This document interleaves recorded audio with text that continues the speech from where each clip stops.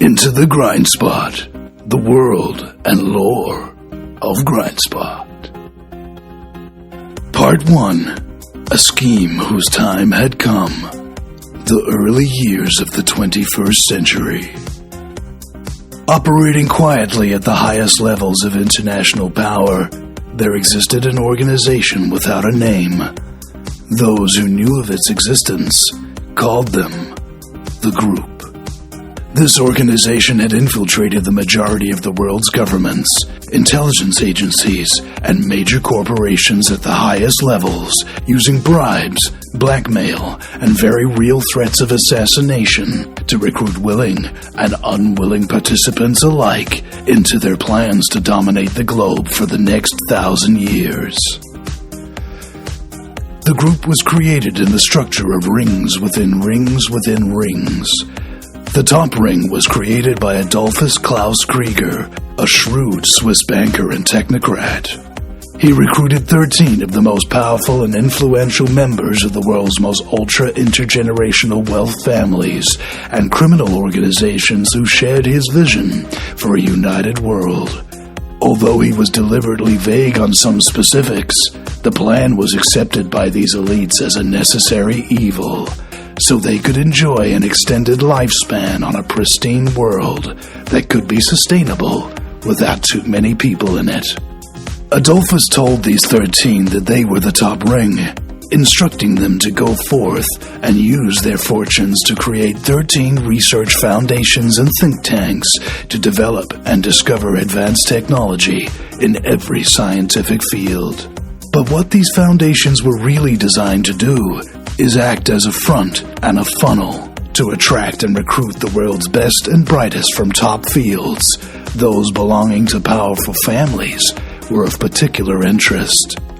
By using grant money, scholarships, and other forms of subtle bribery, those initiates assessed to have the right moral flexibility and ability to keep secrets were met with promises of power if they helped the Group's plan for a better world come to fruition. Each of these 13 people were to tell the heads of each of these 13 new organizations they were the top ring, instructing them to create 13 think tanks and research foundations, whom in turn created another ring with 13 heads who were all told that they were the top of the ring. Slowly but surely, the Group's plan started to become reality. A plan to create a technocratic totalitarian system of control, subjugation, and dehumanization that would be so powerful that its dominance could never be challenged. Krieger himself, like those he recruited, was a ruthless psychopath who more often than not used immoral and covert criminal means to return profits to his investors, usually by eliminating their competition. When he was a child, his obscenely wealthy parents were always cruel, untrustworthy, and unloving towards him. He grew up to have a complete absence of conscience, extremely paranoid, with a pathological need to control not only people, but everything. His main drive was not money or sex or passing on wealth to his scores of illegitimate children whom he never saw or gave a cent of his trillions to. It was power. Not only did he desire complete and total control of the world at any cost, but he most of all desired the power to live forever through the use of technology. By age 33, he was one of the wealthiest and well-connected men in the world. His financial firm, Group Investments Intelligence Gathering Department alone, had facilities and staff to rival the size and budget of the CIA, NSA, and MI6 combined. Krieger used this enormous intelligence gathering operation to gather all available data on developing technologies and secret government projects, the world's most powerful people, members of law enforcement, intelligence agencies, and government departments, in order to gain an unfair advantage on the market and gather compromising materials on these individuals to secretly threaten and prevent any authorities from uncovering or taking action to stop his numerous illegal operations. Krieger had grown such a great reputation for his skills in finance publicly that his firm, Group Investments, became the preferred venue and advice broker for the management of trusts, asset investments, and money laundering to the wealthiest families, who at that time owned the majority of the world's private central banks and were capable of making money up out of thin air. His clients also included the heads of the largest criminal syndicates in the world, whom he helped to conceal their financial activity with the use of blind trusts, dummy corporations, and the helpful use of people Krieger had positioned in major decision-making areas of international corporations and non-governmental agencies. It was from this pool that he drew his desired candidates for the first ring. The group had recruited and researched the academic fields of psychology, psychiatry, public relations, and exhaustively gathered information on the public's habits to build psychological profiles that could fairly accurately predict most people's behavior in any given circumstance and know exactly what buttons to push in order to achieve the desired outcome. In an effort to seize total control of the planet and end national sovereignty, research indicated to the group that the best way to do this would be to fake an international incident where aliens attack the Earth.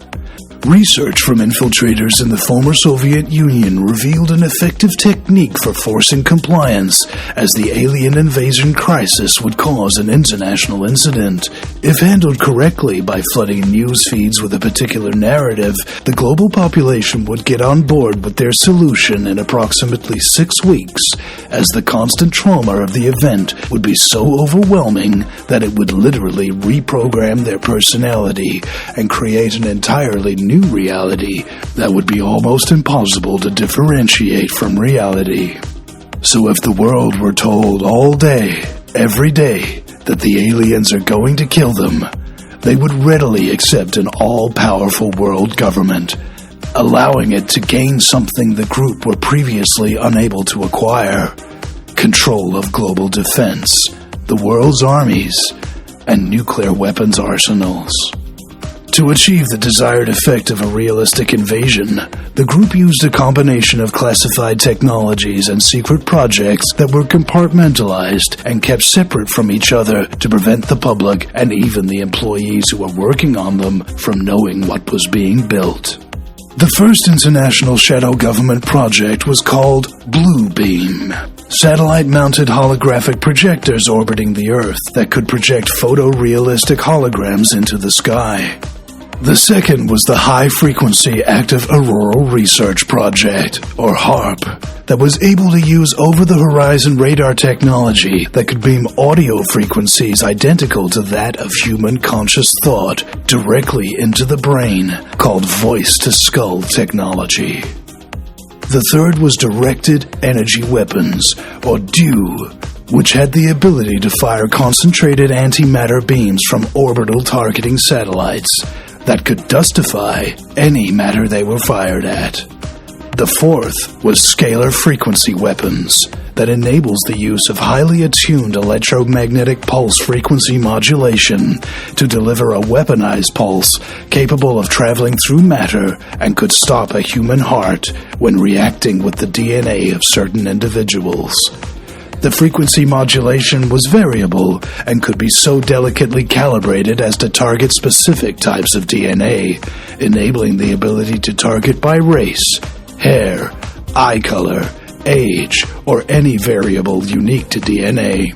Data had been mined over the years, allowing an almost complete documentation of humanity's DNA, allowing the scalar waves to not only target particular individuals, but also to specifically leave certain individuals unharmed. Depending on the focal point of the beam, it could deliver a pulse big enough to cover a landmass the size of Texas, or one small enough to target one person specifically. With the penetration of the signal being seemingly unaffected by matter, there was zero chance of survival, even if the person were 5 kilometers below ground.